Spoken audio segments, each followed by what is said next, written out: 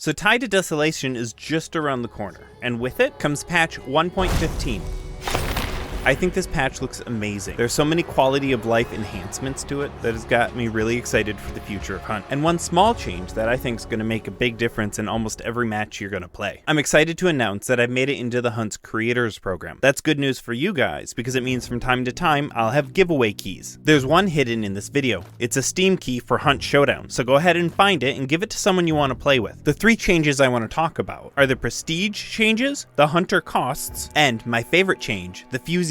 First up, the Prestige changes. I like that they've taken the route and just oversimplified the whole process. You get every gun at rank 1, and then you don't have any complex unlock trees for the tools and consumables. You just get them as you level up. Overall, I think this is a good thing, and it really removes the edge off of prestiging. I know I'll consider it again, but on the other hand, it makes me question the necessity of prestiging at all. One of the things I really appreciated about the prestige process was it sent you back to where you didn't have access to everything, and while yes, that was the frustrating part of it, the thing that was really good is it forced you to go back to the basics, to learn how to use the cheap guns again, and stop relying on whatever certain gun was your favorite or most effective, mainly the meta, long ammo stuff. Every time I prestiged, I gained a new appreciation for the cheaper guns. And I know when I was newer at the game, if I wasn't forced to go back and use the Winfields and the Cadwell conversion pistols, I wouldn't have ever realized how good those guns actually are. And that, yeah, they're cheap, but they do have upsides. So yes, the new system does take the edge off,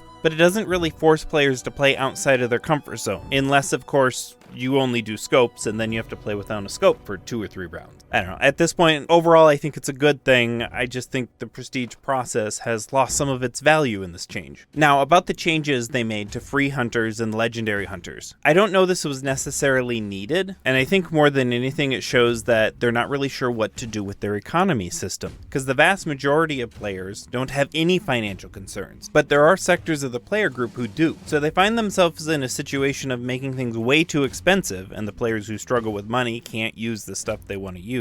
Or they make stuff too cheap and everyone gets to use everything, so the currency is virtually meaningless. Which is pretty close to how it is. I know a lot of players like just watching the money value in their account go up and up and up, so their motivation isn't about not going broke, it's just the typical video game joy of watching numbers go up. But the fact when people are low on money they get more free stuff removes any threat of actually being low on money. And so if anything, this change encourages people to spend more money and go in with better gear more consistently. I guess where I sit is I'm a fan of improving the accessibility, so I like that it helps the less experienced hunters who feel like they're struggling with money. And I feel like making this change kind of indicates that there's a problem with the money system that they're not really sure how they should handle it. I almost wonder if going to a sort of allowance system instead would be a better idea, where let's say every month or every 10 games you get so many hunt dollars to spend, and you have to decide how you want to spend that money over the course of the 10 games. This way there would still be restrictions around money, and it wouldn't be just a situation where the rich get richer and money doesn't mean anything to them. Overall, I'd rather have them err on the side of accessibility to new players than making things too easy on experienced players. Overall, for now, I'm happy with the changes they're making to the money system. Now, the last point is probably the thing I'm most excited about in this patch, and it's actually the changes to fusies and flares. So what's going on here is fusies and flares can now ignite dead hunters. First of all, this just makes sense because you throw flares at other things to ignite them, like armored, and I think even if you hit a live hunter, it ignites them. And so it just makes sense that you should be able to do it on a dead body anyways. The bigger reason I like this is because it's really an indirect nerf to Necromancer, because now if a hunter has fusies on them, there's 3 times they get to reignite a hunter they down without having to go and hunt for a lantern. And this means if you bring fusies in your tool slot, you don't need to dedicate one of your consumable slots to a firebomb.